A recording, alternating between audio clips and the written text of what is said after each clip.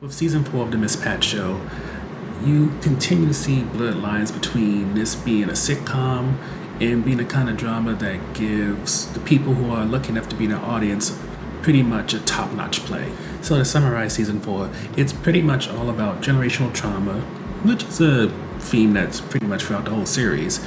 But also, one of the things that's really focused on this season is whether or not someone deserves grace or redemption. And this touches nearly every character, for if it's not Denise and Pat trying to deal with the issues regarding their mother Mildred, it's Terry with his mother Jewel, Ashley and Brandon regarding Lloyd, who we learn has married somebody Ashley's age, and it even goes on to Janelle when she has her own issues with Pat. As for Junebug, his situation is a little bit different since it's not family related, but instead, early on in the season, he tries to step up like Terry did, and it leads to the type of trauma where abandonment is something that gets put into play. And really, what this whole season shows you is that despite Miss Pat uprooting her family from Atlanta, while you can remove yourself from an environment, even certain people, all that does is make it easier to heal. It doesn't guarantee that you're going to start the process. So getting to the review section, the first highlight message is how things are passed down from generation to generation.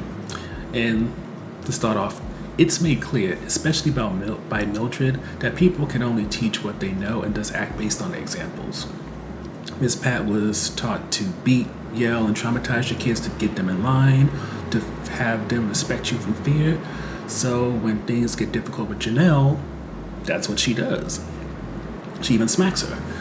But her storyline with Janelle shows how, with the voice of your tormentor in your head, you can easily give new life to your inner demons and even curse your offspring by allowing... What's the best way to put it? You can curse your offspring by allowing the voice in your head to be given your body so that it can take over and eventually find new victims. But it isn't just examples and what was taught, but patterns that are also something that really matter in terms of passing things from generation to generation. Because again, with Junebug, you get the positive example of Terry getting with a woman who has kids, and even with her not having the best situation, him stepping up and being what they need in their life, to the point where Ashley doesn't even acknowledge her birth father and calls Terry her daddy consistently. But as shown with the Allison storyline early on in the season, that doesn't always go well, and just as Pat got abandoned and probably cheated on, Ashley got abandoned and cheated on, situation with Janelle didn't end up well with her relationship. You can see that there's a pattern in this family and our friend Denise, where love is a very difficult thing to find, never mind maintain and keep that's healthy. And unfortunately, it seems with Junebug, he is also going to experience that, and it's going to be interesting to see how, with this chapter ending with Allison, what's the next chapter going to be, and how is it going to affect him, never mind how his siblings will find love and relationships going forward. Tapping deeper into the whole idea of whether or not someone deserves grace or redemption, instead of focusing on Lloyd, who's clearly someone very challenging to question whether or not he deserves redemption, especially, again, because he gets with somebody that is Ashley's age, let's go into Miss Pat. In the season, Miss Pat's cousin, Tanya, is introduced. She's Trina's mother, and from what we're told, her and Miss Pat, back when she was called Rabbit, used to run with each other, deal drugs and stuff like that. And while we've seen Miss Pat get out of Atlanta, get out of the drug game, become a comedian, stuff like that, unfortunately, Trina is about 3 or 4 stints in, 20 years in the game, and has no ability or desire to leave that life. And it pushes you to think of Miss Pat in a way as not the victim, not the person who's a survivor, but the person who put this young woman onto this train that she can't get herself out of. And it makes you wonder, is Miss Pat with someone who deserves grace? Does she deserve redemption, considering not just what she did to Tanya's life, but also Trina, and then set them off on this path of fate where it seems like there's no disruption? Because We saw what happened with Trina either last season or season before, where she was dating some type of drug dealer and her life is a bit messed up. So it's one of those things where some of it is very black and white, like we see with Lloyd. Some of it has some type of gray, like we see with Kareem, who was Denise's ex. But then with Miss Pat, it's a bit more complicated because she's supposed to be the protagonist of this series, yet look what happened because of what she did. The next highlight for us is episode 2's highlight of addiction transfer, and even though we mentioned this in a few reviews, I think most recently for the movie Parachute, one of the things we like is that the Parachute audience and the audience for Miss Pat show are completely different in my mind, even though, of course, I watch both, so maybe not so different. But point of the matter is talking about how addiction can go from you doing drugs to you falling in love with somebody.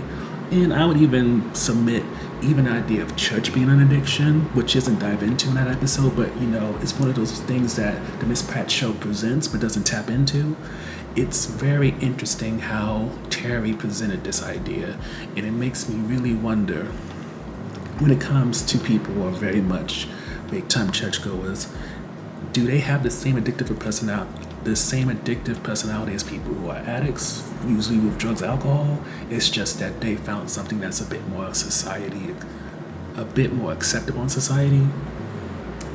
Something to think about. Unfortunately, it's not tapped into, but Miss Pat show does every now and then revisit an ideal topic, so maybe in season 5, which hasn't been confirmed yet, they can do that.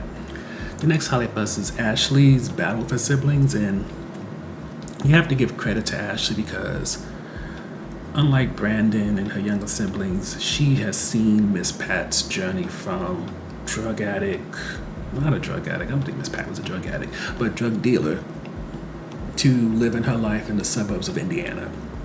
And that's a huge journey. Never mind, she's not only seen that, but had to watch her brother Brandon. She's seen Junebug and Janelle get a better version of her mother and also get a stable father figure more consistently. And it's all so very interesting to watch. And then comes the factor of her having little clashes with her siblings. Like her and Junebug go back and forth, her and Brandon go back and forth. Janelle not so much. And you can see a bit of Miss Pat in her when she decides to cut her younger siblings. And what especially is interesting in terms of the back and forth, especially when the topic of Lloyd gets involved toward the end of the season, is that you are pushed to always remember that even though we don't see Ashley practice, she is someone who's a mental health professional. Yet she's not the one who's pushing to give people grace, redemption, talking about mental health. Instead, she's ready to damn people, and it kind of makes you think about Terry and how him as a Christian is supposed to preach forgiveness, focus on the sin, not the sin, and stuff like that.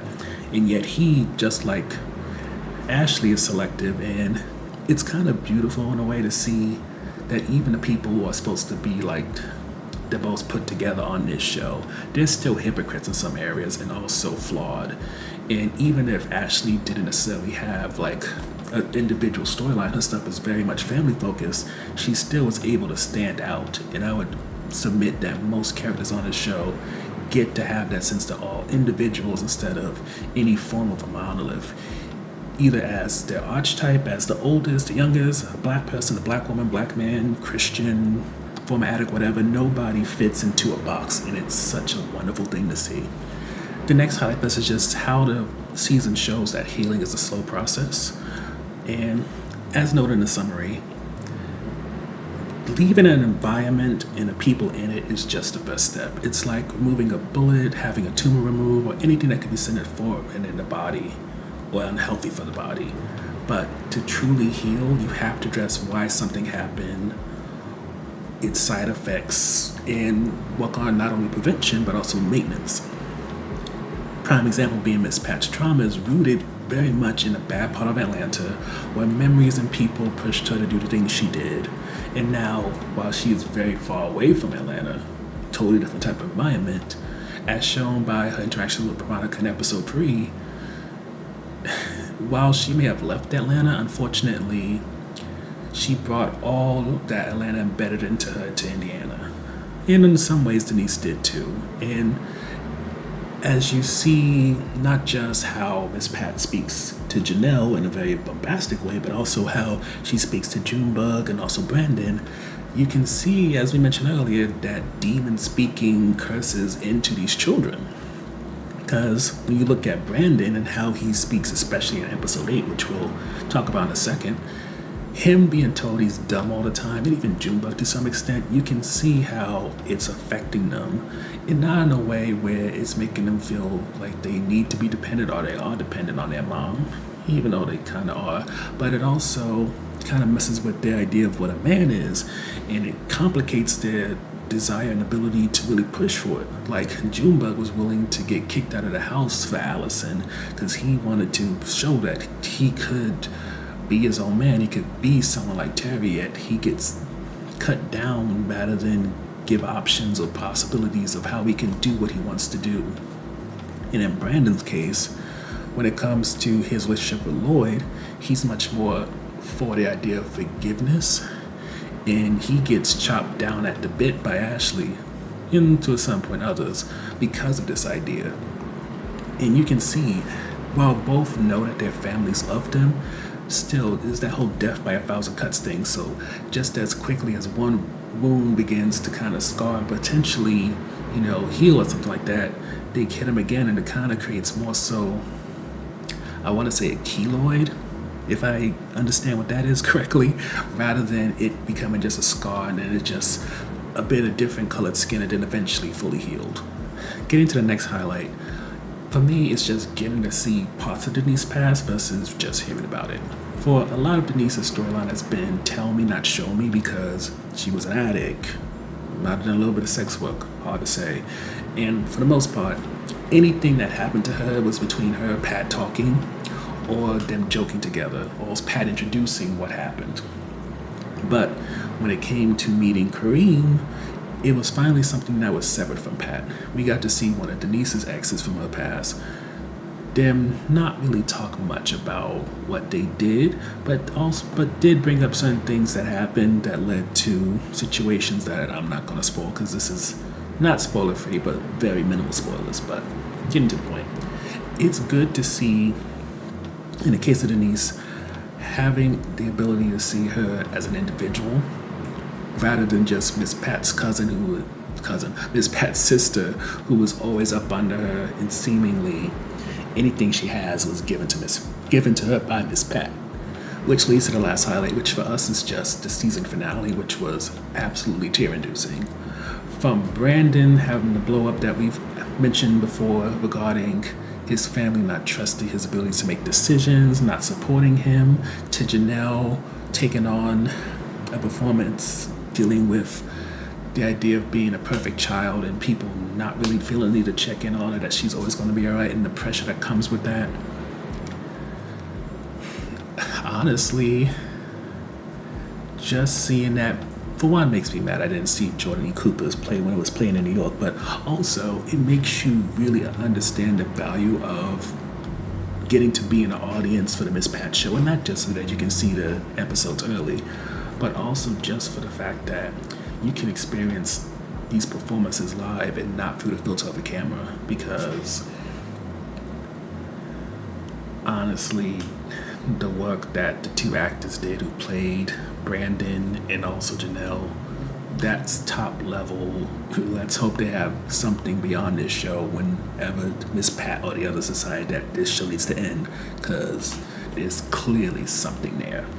And overall, when it comes to the Miss Pat show, it has long earned its pedestal as a sitcom, and at this point it just polishes itself, shows the type of consistency other actors and writers should be envious of, and truly remains one of the best things associated with the BET brand, perhaps not only in modern times, but potentially ever.